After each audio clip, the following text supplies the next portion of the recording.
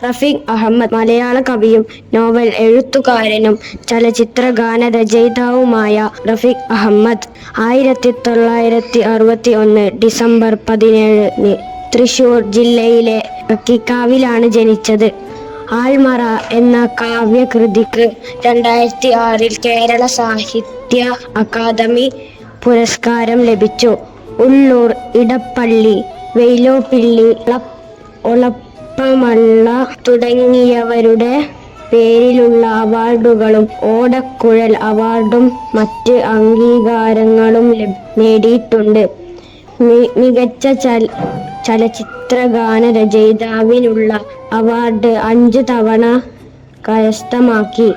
600-ലധികം ഗാനങ്ങളെഴുതിയിട്ടുണ്ട്.